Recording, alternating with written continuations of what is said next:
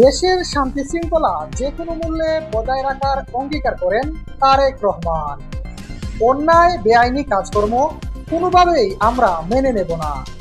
Note of dissent দিয়ে জুলাই সনদে স্বাক্ষর দেওয়ার কথা উল্লেখ করে তারেক রহমান বলেন, আমরা জুলাই সনদ জনগণের আকাঙ্ক্ষা অনুযায়ী ধারাবাহিকভাবে বাস্তবায়ন করব। ভিন্ন দল ও ভিন্ন মতের সহযোগিতাও চেয়েছেন তিনি। নির্বাচনে জয়ী হওয়ার পর প্রথম দেশি বিদেশি মিডিয়াকে লক্ষ্য করে তারেক রহমান বলেন, এ বিজয় বাংলাদেশের, এ বিজয় গণতন্ত্রের, এই বিজয় গণতন্ত্রকামী জনগণের।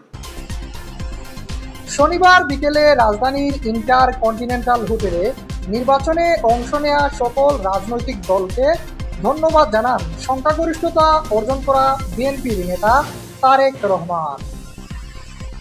একই সাথে নির্বাচনে জয়ী হওয়ার জন্য যে প্রতিশ্রুতি দিয়েছেন জনগণকে তা বাস্তবায়ন করার আশ্বাস দেন তিনি। নির্বাচনের মাঠে হয়তো কোথাও কোথাও নিজেদের মধ্যে ভুল বোঝাবুঝির সৃষ্টি হয়ে থাকতে পারে, তবে এই ধরনের বিরোধ যেন প্রতিশোধ প্রতিহিংসায় রূপ না নেয় সে ব্যাপারে সবাইকে সতর্ক থাকার জন্য আমি আন্তরিকভাবে আহ্বান জানাচ্ছি। কোনো রকমের অন্যায় কিংবা বিয়ানি কর্মকাণ্ড আমরা বরদাস্ত করব না।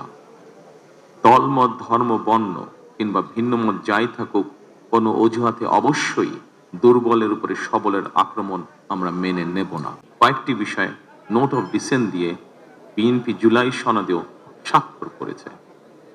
আমরা জনগণের কাছে প্রতিশ্রুতিবদ্ধ, প্রত্যাশিত প্রতিটি অঙ্গীকার পর্যায়ক্রমিকভাবে বাস্তবায়ন করব ইনশাআল্লাহ।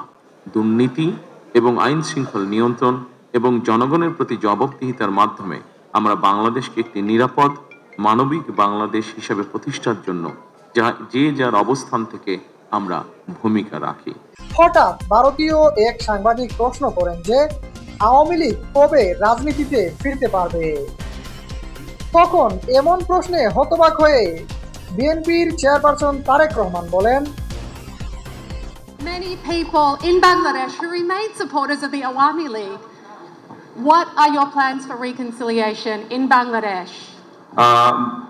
By ensuring rule of law.